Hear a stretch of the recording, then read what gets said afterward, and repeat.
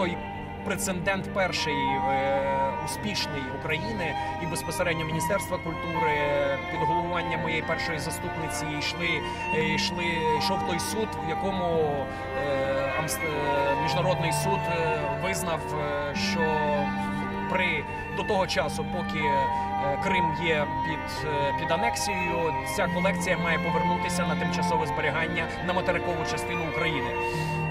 Ми знаємо, що це триває довго, тому що Російська Федерація під виглядом тих музеїв, яких вони вже очільників давно поміняли, вони затягують час, вони подають апеляцію. Я безпосередньо з делегацією їду 11-12 березня до Амстердаму на апеляційний процес.